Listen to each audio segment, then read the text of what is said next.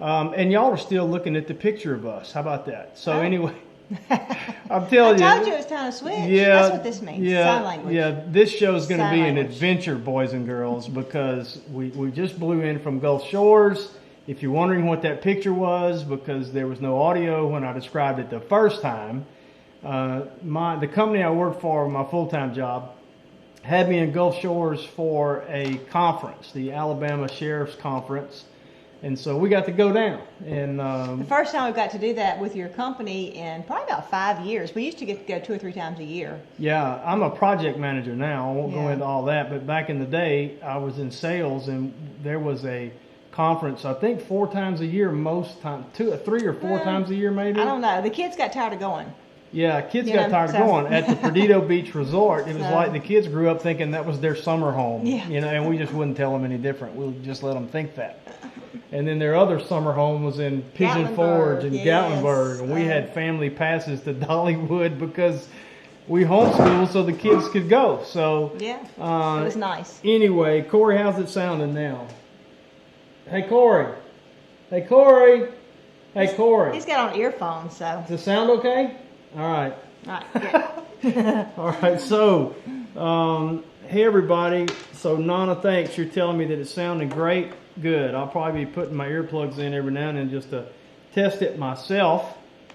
And so, welcome to another episode of Patty TV, because this is going to be another one of those episodes where Patty's going to probably be doing much of the talking, because this is a subject in which she has done quite a bit of study and has quite a bit of expertise, and that is she's going to be talking about chickens, all things related to our chickens.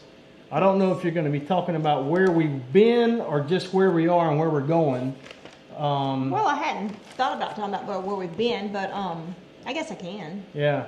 So we had to run home. I said all this before we turned the audio on. Sorry. I guess you did. Yeah, I think I did. That we had to, after we got home late this afternoon, I had to run around and get some shots of the chickens that we'll show you in just a minute, and come, build them into the Wirecast broadcast. And before I forget, let me just say we're just so thankful for Brad and everybody at the Homestead Network. If you're watching this broadcast, not because you came here through the Homestead Network and you don't know anything about them, we just want to encourage you to check them out. Yeah. Go to thehomesteadnetwork.com, and there's a whole lineup on Friday, Saturday, Sunday, maybe even Thursday now. I don't know, but he's continually adding shows. So if you like what you're seeing here, there's even more of it. You can learn all about the network, about the different channels, Big Bear Homestead, Living on a Dime. I mean, just a whole variety. Off-Grid Nation, right? Whole variety of channels, all linked together through the Homestead Network. And so thehomesteadnetwork.com, and go check them out and give them some love, and check out those awesome channels. So with that, I'm going to turn it over to my lovely wife, and she's going to talk about chickens. Well, we got our start with chickens back, golly, I can't even remember the year. We moved here in 2000. It was mid-90s. Before that. Yeah, mid-90s. And we started with 12 Buff Orpingtons. I was actually talking to a girl today, Jana. She's on here. Is she on there? Hey, Jana. Jana Mays. She says, yay, chickens. Anyway, that was what the breed we started with, and we really love the Buff Orpingtons. And Jana was telling me today that she has Buff Orpingtons. And well, actually, yeah, she's got Buff Orpingtons and she's got a Bielefelder. We're going to talk about those too. But anyway, so that was our chickens that we started with, and they just were a great breed to start with. They were a very docile breed, very, just calm and friendly. Good layers too. Yeah, good layers too. And, with that being our first chickens, we wanted to be like pets, and now we're not so much like our chickens aren't pets so much, but we still want a friendly chicken. But anyway, we don't have any Buff Orpingtons right now, and actually this is probably the first time the last year or so that we've not had 1 or 2 Buff Orpingtons running around. We've always seemed like we've had a few of those around, but we don't have any right now. But I'm going to start out first talking about the Black Australorp. Right now that's my main layers that I have, and they're just they're a good layer. They lay a big egg. They are a friendly chicken. They're calm. I've never once had to worry about a black ostrich. Well, the only rooster I've ever had to worry about is a Rhode Island Red. And actually, I do have a few Rhode Island Reds. Tommy said, well, there's a rooster right there in one of the pictures. Yeah, I forgot to focus on the Rhode Island Reds because, again, I was like huffing and puffing, running around trying to shoot all this footage before the show. But anyway, I was going to phase out my Rhode Island Reds, but I've decided that I'm going to keep about a trio of them, I think. But anyway, I'll tell you why in just a minute. And Black Ocelot right now has been my favorite layers that I've had. And they're just pretty. They're just a pretty chicken. And so I love they're black, but their feathers shine green and everything. So I really like them. Next is the Delaware that we have. And y'all, if y'all followed any of our videos, y'all have probably seen them as chicks. And that looks like that's mostly, well, there's roosters in the front and then the hens are back behind. They should be starting to lay any time now, I'm thinking, by looking at their combs. If you'll hang on a second, there's a shot that comes up in here that actually shows a hen and a rooster right next to each other. Oh, okay. I think anyway. I'm no chicken expert. But anyway, we've gotten the Delawares because they are, yeah, the one to the left is a hen and the one to the right is the rooster. And the hen's combs and all are starting to get more red, and that means they're fixing to start laying. But anyway, the Delaware was developed in 1940, and I really like that chicken. That was first developed for a meat chicken in the 1940s, and they quickly, like in the 1950s, is when the Cornish rocks came about. And so they quickly quit using them, but that was originally the meat producers for the United States. That's what they used all up and down the East Coast. That was the Delaware, and from my research, that's a Plymouth Rock and a New Hampshire cross to get the nice broilers. But what was so nice about them is that they're a good layer still, and I didn't realize this. I thought it was just a cross, but some of the crosses would produce the white chicken with the black markings, and so they kept doing select breeding to develop the breed, and I think it was recognized as a breed. Oh, I don't think I wrote that down. But anyway, now they're in danger of they're on the critically endangered list, but they're also on the slow food arc of taste list also. So they're supposed to be a very good bird to eat, and they're a good homestead bird because they're supposed to lay, I think, like 250 eggs a year. So that's not a bad layer. The roosters get up to 8.5 pounds, and the hens to 6.5. Of course, you're going to not slaughter them till about 4 months old, and we haven't slaughtered any yet. But that's to come because we did get these for meat to see how they do with that. But then back to my Rhode Island Reds. The reason I'm keeping my Rhode Island Reds is because we do sell chicks here in the spring. And I wouldn't mind doing an operation where we hatch out some for fall growing too, if people wanted them. But when you cross the Delaware hen and the Rhode Island Red Rooster, you get a red sex link. And so if you don't know what that means when the chicks are born or hatched, the males will be white and the females will be buff or red. And so I can sex them just by looking at the chicks, because a lot of people don't want straight run. And I usually will just charge like $2 for my straight run chicks, because half is usually roosters. Yeah. And most people, we've learned from experience. And then some people read up on how you can tell the difference. And I've actually had a man come and he thought he was getting all hens by what his research and everything, but I ended up with hardly any roosters. What was left I kept because we didn't sell them all that year, and I think the poor man probably ended up with all roosters because I don't try and tell people what's hens and what's roosters going by their feathers and different stuff like that, because I wouldn't want to make the mistake, and be wrong. But if they want to try and figure it out, that's fine. But these, I'll be able to tell the day that they hatch. Yeah, we like it better when God paints them. Yeah. Boy one color, girl another color, whole lot easier. But anyway, so that's why I'm going to keep the Rhode Island Reds around where I can do the sex links. And so, and the red sex links are supposed to be a great layer. And actually, if I'm not pleased with the amount of eggs I get from my egg production, because we do sell eggs too, for people to eat. We will be selling hatching eggs in the spring also. But my eggs for people to eat, if I'm not pleased with the Delaware's laying, I will start, my flock of laying hens will be red sex links, because they're supposed to lay 250 to 300 eggs a year. They're just supposed to be really good layers. And I'm expecting the roosters that we end up with to be a fairly decent meat chicken. Which, you're hearing Patty say 250 to 300 eggs a year is a good layer. Well, it is a good layer if you also want to have any chicken to eat.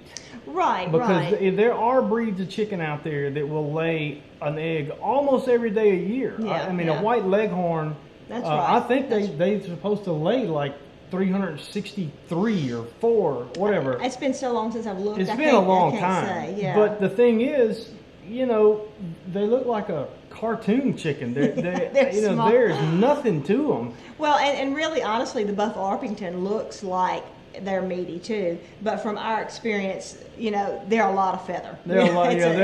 It's a lot of fluff to them, But not like the white leghorn. Those suckers are skinny they look like a stick figure. Yeah. Because all of their body is geared to put all the nutrition to make eggs, and so they'll lay you some eggs, boy, almost every day a year. Mm-hmm. But I hope you ain't got to catch one either, because they are about the most neurotic suckers you've ever seen in your life. And we had one white leghorn rooster, and we've had some white leghorns, but we had one rooster, and it actually spurred my mama through the chicken fence. Or tried to spur her. I don't think it actually got her, but it got one of the kids. Didn't it get Cameron? I don't know. One maybe. time. But anyway, and back to the Rhode Island Reds too. I was going to get rid of them too. My aunt loves Rhode Island Reds, and so she's one of the reasons that I've had the Rhode Island Reds, because she talks so highly of them. Who? Aunt Edie. Oh. She just loves the Rhode Island Reds. But anyway, I find that the roosters can be so mean with the Rhode Island Reds. I cannot tell you how many times I've chased a rooster around the yard trying to hit it with something because it spurred me. No wonder they're mean. Patty's chasing them around with sticks. I'd be mean too. No, that was after it spurred me. Oh. So anyway. Patty don't chase me with sticks, so I don't have to be mean. He don't spur me though. Yeah, well, that's true. But anyway, so that's what we're going to keep. That's what we're going to keep them to make the red sex links. There was something else that ran through my mind that I forgot to say. That's right, Teresa. Foghorn was a leghorn. In fact, Foghorn Leghorn was his name. I say boy. Oh, him. Yeah. I say boy. That's his cartoon. Foghorn Leghorn, one of my favorites. The old ones. The old Warner Brothers, not the new ones. They're not funny. Oh, I want to say too that the Delaware lays a large to a jumbo egg, so I'm excited about that. I have some that I think lay a jumbo egg. Some, but a few, yeah, a few of them do, but not on a regular basis. So, oh, I know what I wanted to say too. And the reason I want to say it is because some of y'all may know where I can get this, but and I don't know all there is to know about chickens by far, but I've been on some different chicken sites, especially when I was looking at trying to get my Delaware and everything, because I wanted to get more of the old variety and not the hatchery variety. Yeah. Or is variety the right word? Strain of them or whatever. Strain. But and that's what I have of my Rhode Island Reds. And so I feel like I've never found that the Rhode Island Reds were a great layer. And my aunt always talked about them being a great layer, and I've heard others talk about it. And I think I want to get an old time breed of the Rhode Island Reds. I've seen them on different sites, but I am NPIP, so I can't just buy from any individual that may have them. They'll have to be NPIP certified too. I have to have that to be able to sell my eggs legally at the farmer's market. But anyway, so some of y'all may be able to point me in the right direction for somebody that's interested in that or interested in trading, because I'm not finished with my chickens yet. Another one we're raising is the breast. American breast. American breast. And honestly, Tommy and I haven't really discussed this a whole lot. And you know, the way it works with my chickens, it's like, I want this and I want that and I want to do this with them and I want to do that with them. And Tommy's my worker that does it, and Corey too, he helps too. So, you know, honestly, so he might be glad that I'm really thinking about going ahead and we haven't eaten a breast. We have a few roosters that we do need to slaughter, but I don't know why that video yeah, is jumpy messed up, like that. It did that earlier when I changed from one to the other, but anyway, you're seeing the breast, the white breast. That's the blue breast. I need to sell him. I have 2 of those. Where I was trying to raise the blue breast too. They're very, very pretty. But our hens, we didn't end up with any hens. So, oh, Tommy, you see what the video's doing now? what? It's on us again. I know, but it was like speeding, I thought. I don't know. Anyway, so we need to sell the 2 blue breasts. They're not quite a year old. I think they'll be a year old in February. But the white breasts, I'm just not pleased with their size. I just thought that they would be a bigger body bird, and ours come from someone that got them from Greenfire, which is who has imported. Greenbrier. Isn't it? No. Is it Green Fire? I think That don't so. sound right, but something like that. Greenbrier that's what Kim Neal's husband owns. It's a Okay. company. But anyway, Somebody will tell us. yeah. Anyway, so, you know, I don't know if it's what I want in my meat production. I'm not looking at marketing these birds to restaurants. I have a few customers that we supply with chicken. And honestly, we thought we would build a business with that, but that's a whole lot of work, and It's a whole lot of work. to process chickens, and so we'll continue to do them for ourselves. Let me say this right quick. B76, we do have a plucking machine. It's awesome. Yes. There's been several questions coming in. Thank you for those of you who are putting them in all caps.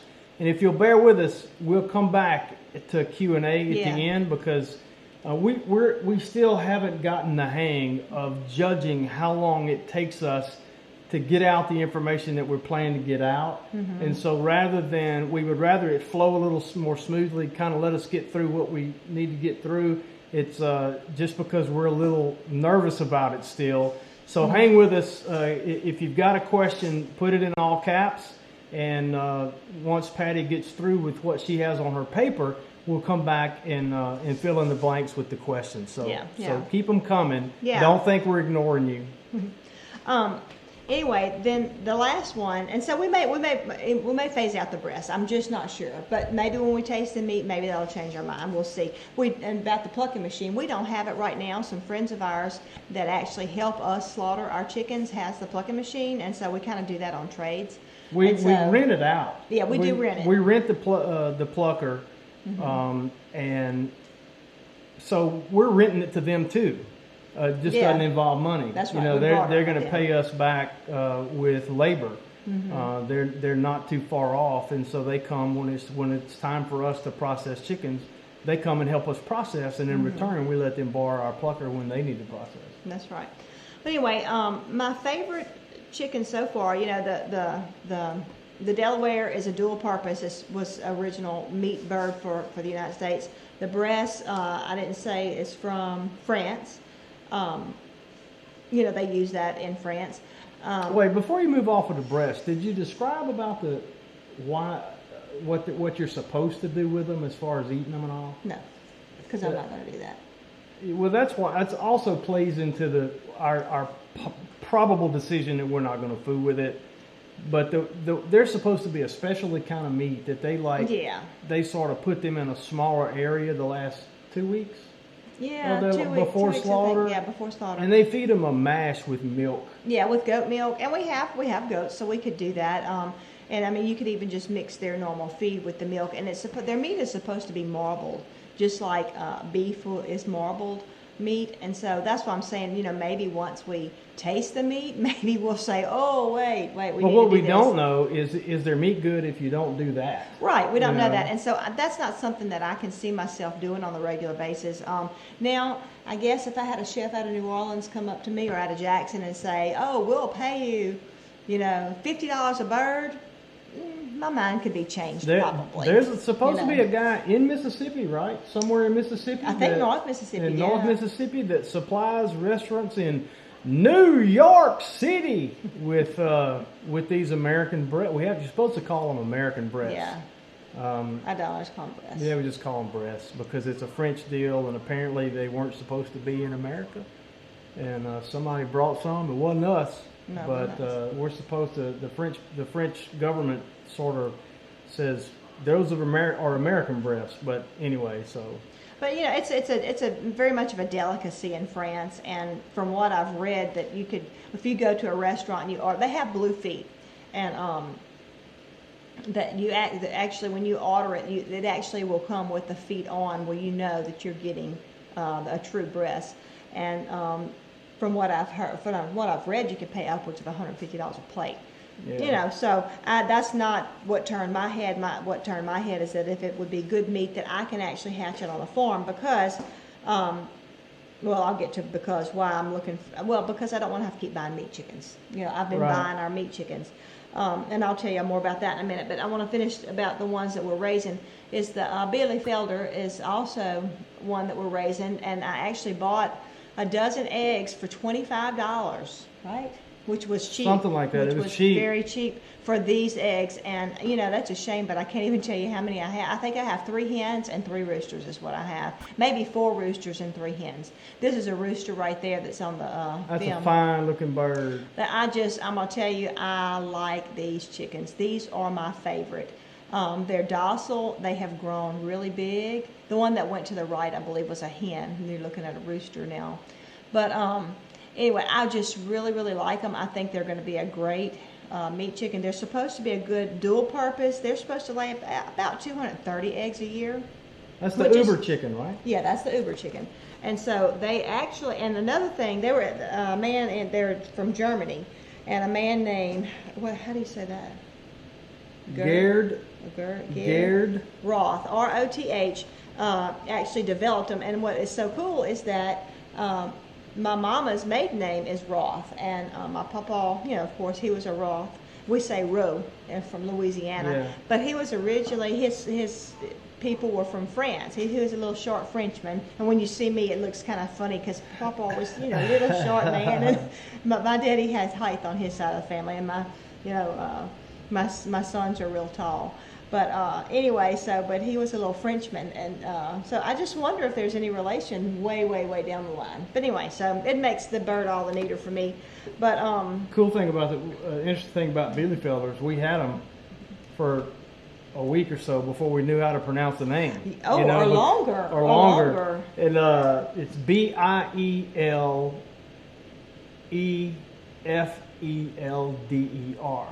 And so I made a video about them and made a comment in the video that I didn't know how to pronounce it. I think I made a stab at it.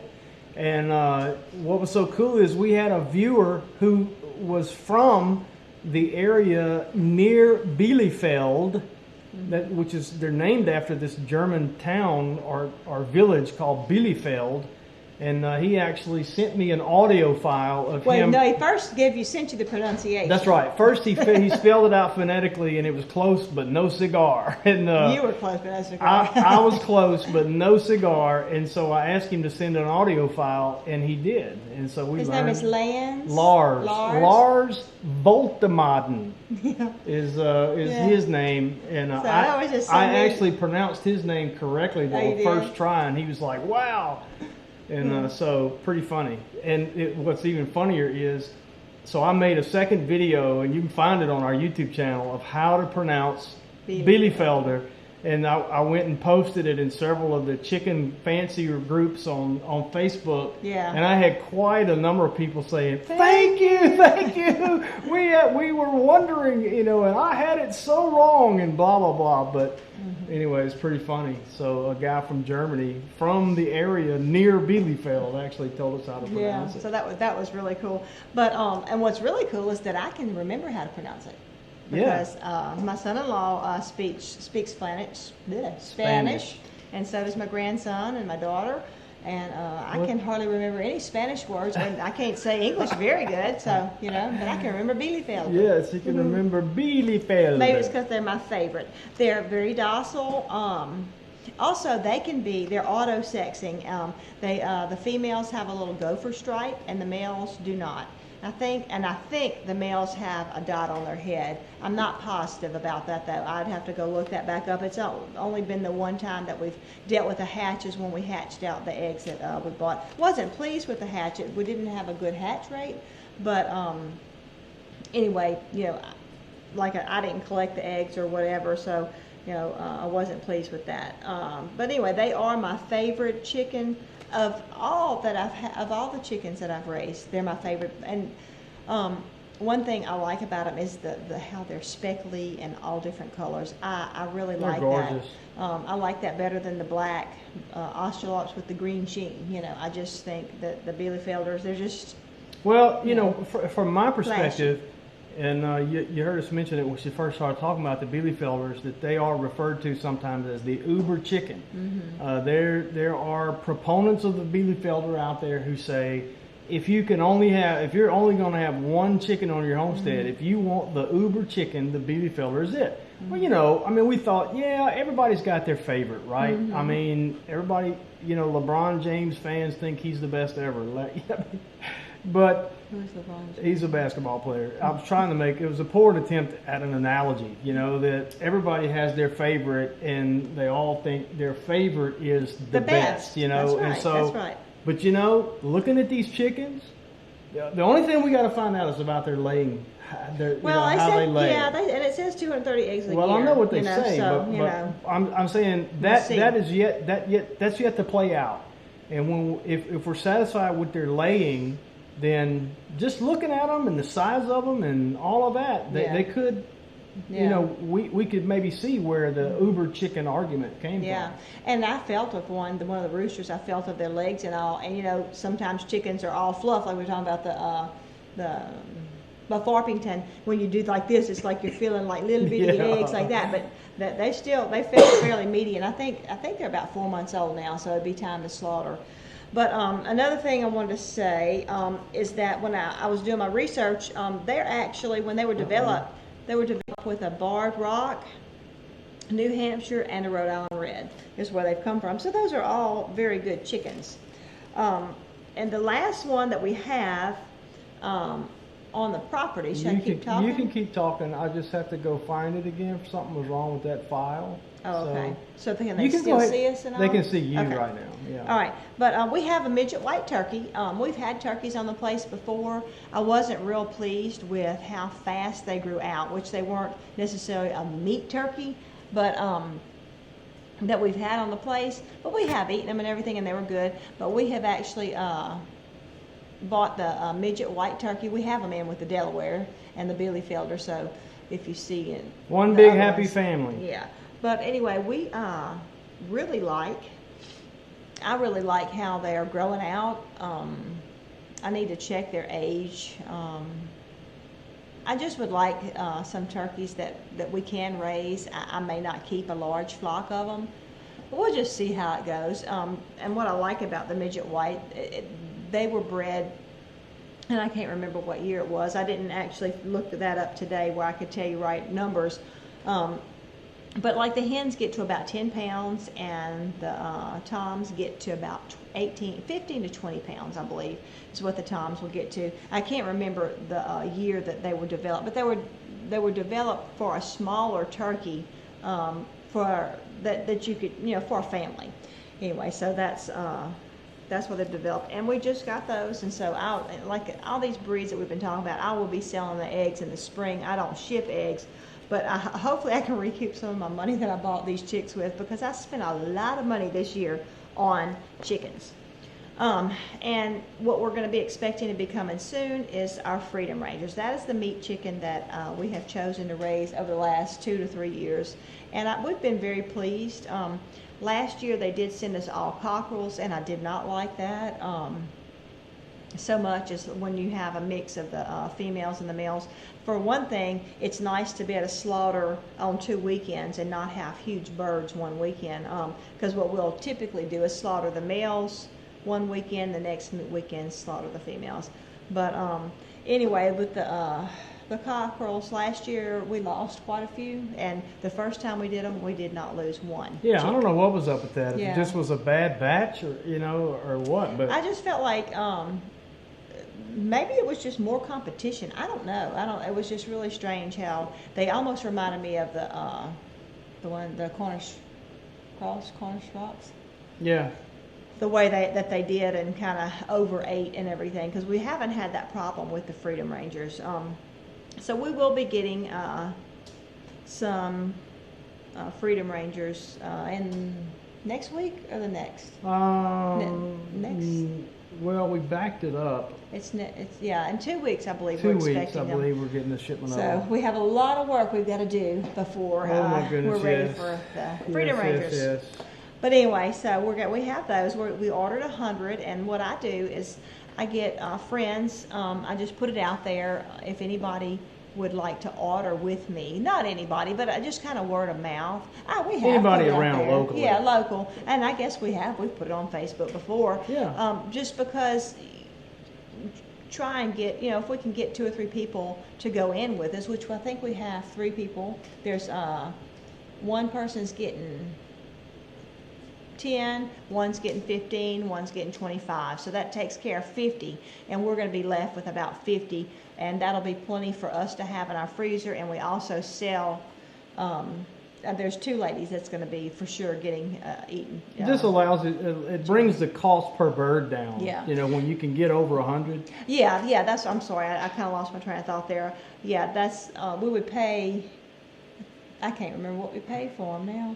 I can't remember. But anyway, once you get 100 chicks ordered, you pay a lot less. A lot less. But So 0 is a lot less than what we're going to be paying. That's right, And that's so right. hopefully, we were talking on the way here, I think, that I think I remember this part of the discussion where this could be the last time that Right, we order right. meat birds, because Right. we hope to be having Yeah. enough to reproduce right here Right. with the Bielefelders and the Delawares. And Right, and I just hope my customers will go through the transition with us, because I'm not so sure that the meat birds that we raise will actually be as meaty as the Freedom Rangers. Not that they don't have a huge breast like the Cornish rocks, but they still have a nice size. They have a long breast, and so I'm not sure. We just will have to see what our meat chickens that we produce look like. So I know they'll be fine for us.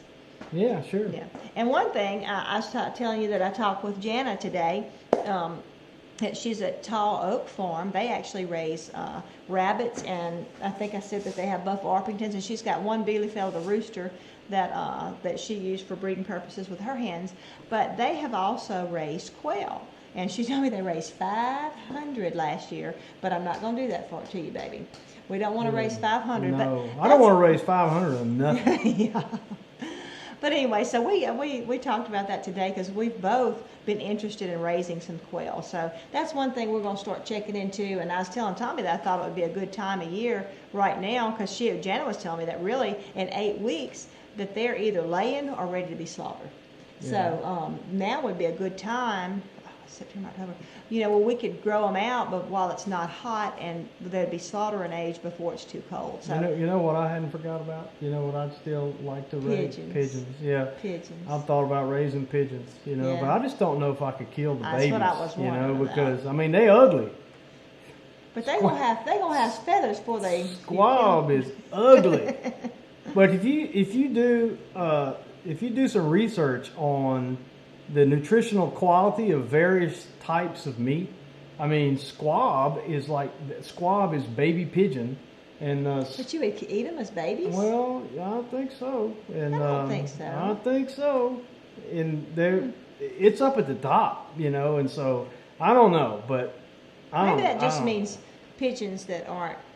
I've always land. wanted to. I'd like to have some pigeons. Just this is an aside. I'd love to have some homing pigeons, Yeah, it'd be and fun. find somebody, where we used to live in Louisiana that I'm pointing. You can't see my hand. He's pointing south. That way. That way. And you know, somebody down there that we could like send messages back and forth. You know, it wouldn't have to be important. It couldn't be important messages, but, even though I think they're pretty quick. Yeah. So, but the drawback, and you know, if we do quail, you know, we haven't really went into really deep discussion about it. There's a man around the corner that raises quail, and I don't know what kind he raises, but you know, a lot of our animals, like even our chickens, we have big feeders. Like Tommy mentioned, we were out of town. We can put out, you know, fill up our feeders, and that's going to last them a few days. Yeah, 2 or 3 days. And I think we were gone 3 days, so it lasted them.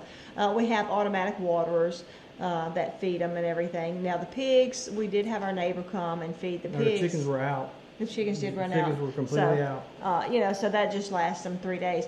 But anyway, that would be the drawback to having pigeons, to having the quail, which I guess maybe there's some automatic feeders that we could figure out. Yeah. You know, and waterers for that too. But that's something, I know when we had rabbits, Jana was telling me she has rabbits, and when we had rabbits, that was a problem. And we never did do the automatic water, which that would have been so helpful because that was a pain in the summertime refilling water bottles. But with feeding them and everything, having to, and Jana's got a great article. It's on the first article, I think, on her Facebook page that I didn't quite get all of it read, but she was talking about it's time to assess her rabbits and check them out and everything, to see what kind of condition they're in, to see if they've gotten a little fat over the summer, or if they're a little too thin from the summer or whatever, because now it's time to start breeding them, because she's in the south too. When you're down in south and everything, you really don't want your rabbits to be having babies in the summertime, because it is so hot, and you know, you tend to lose litter. So anyway, you can go check her out. You don't want to be doing nothing in the summertime because it's so doggone hot. But you know, if you have rabbits or interested in rabbits, she's got a great article. And that's at Tall Oaks. Yeah, Tall Oak Farm. Jana, type in if you want to type in the address to your Facebook page so folks can go check out that information that's a very good article about rabbits, or as they say in South Louisiana, le pain. Le pain. The le pain. I think that's how you say rabbit. But all right, ready to? Questions? Yeah, we've had several questions and comments. So let's see here. I saw one just a minute ago. I'm having to scroll back to the top. I don't know how well this is. Delawares are beautiful. They sure are, Kitty. Bear with me as I'm scrolling back through. Teresa Dean asked, and this is all earlier, which chicken would be a really prolific egg layer, and we kind of addressed that because it depends on how you define prolific. Yeah. If you want an egg a day, then you just have to understand that going with a white leghorn or perhaps some other, there may be some others that are pure egg layers. Right. Well, like the red sex links the sex links chickens are supposed to be your better layers. If you remember, Tommy, we had the Rhode Island Red bred with the black Australorp, and that's a mix. The red sex link is a mixed chicken. They're not going to breed back true, but usually those are going to be your better egg layers. With my experience, the crosses that we've had, even though they weren't the sex link where you can sex them at birth and everything, they're just a great layer. Yeah. You know. Well, what I was going to say is that there's 3 overarching categories of chicken. There's egg layers, meat producers, and combination chickens. Yeah, the dual purpose. And dual purpose, or sometimes combination or dual purpose chickens. And for homesteading purposes, the dual purpose chickens are the sweet spot, because it doesn't make sense in a homestead environment to have one flock that are good for nothing but laying eggs, one flock that are good for nothing but meat, when you can have a flock that can produce a reasonable carcass for meat production and a reasonable number of eggs. Right. But the reason I'm going towards the Bielefelder and the Delaware is because of their meat. But they're supposed to be a decent egg layer. Right. You know? And so that's why because if that's all we have here, I'm okay with that.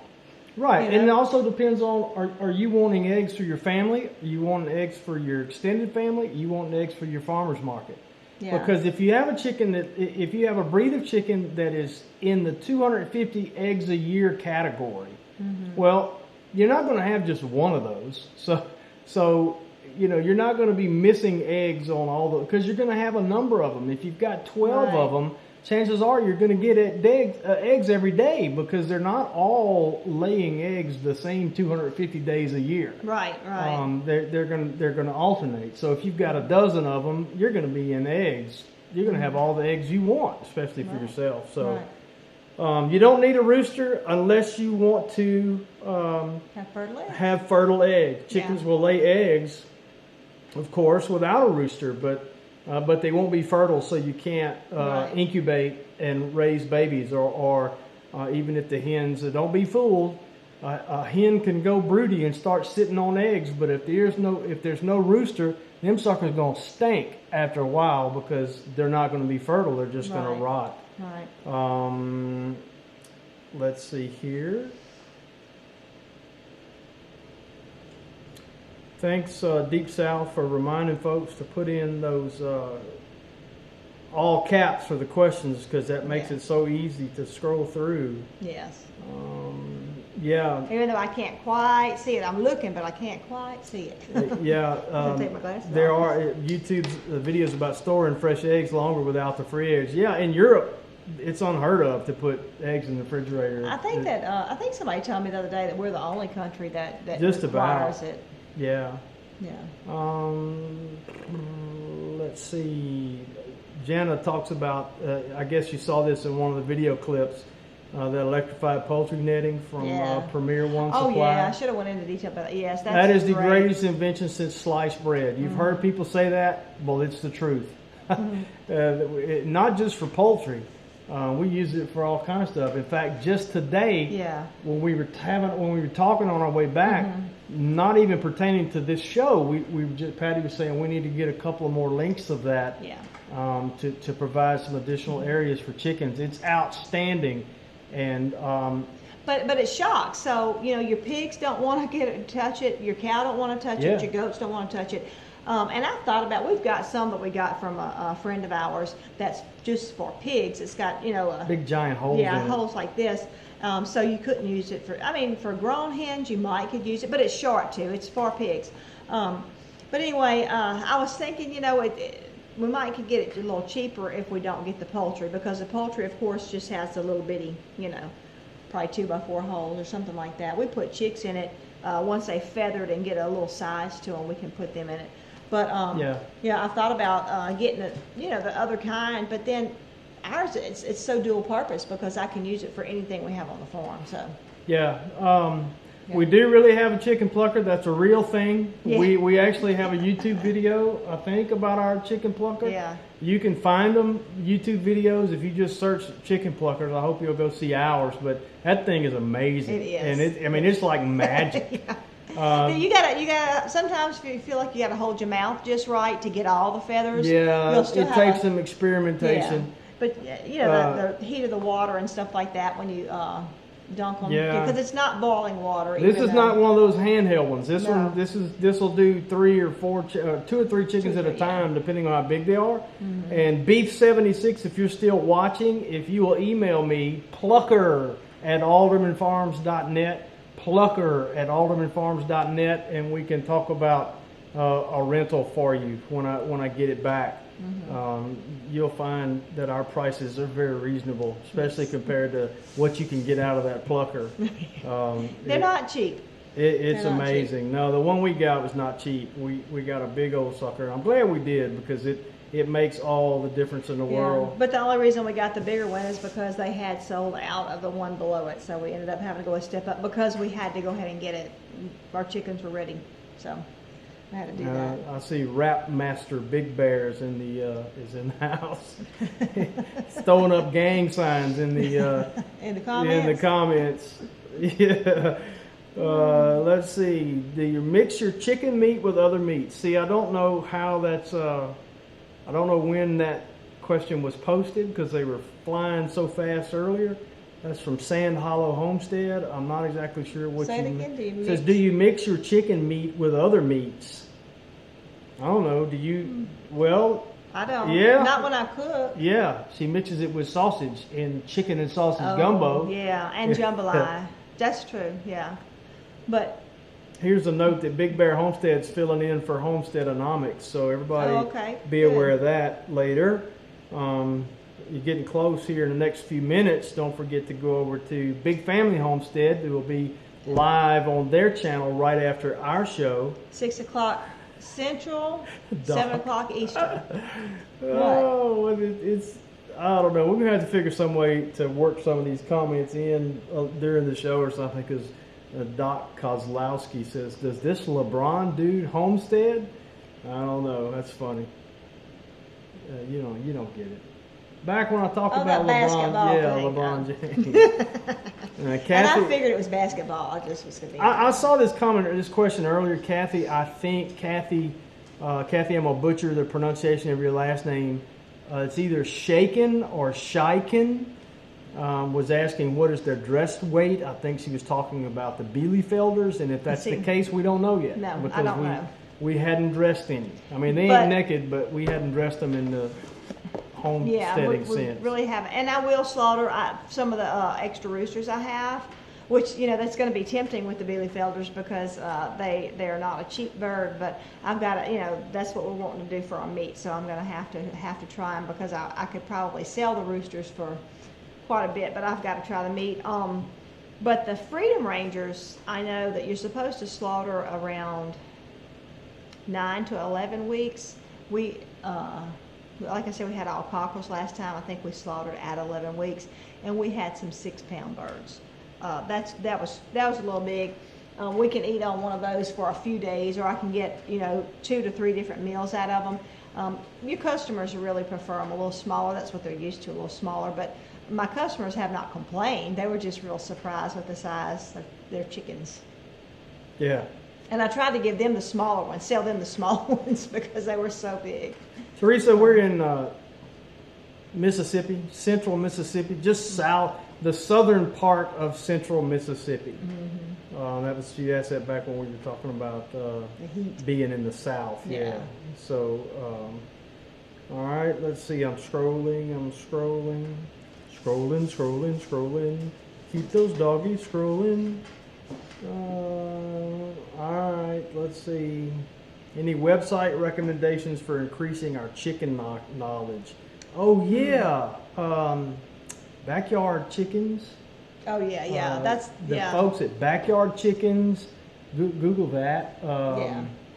They have a great forum.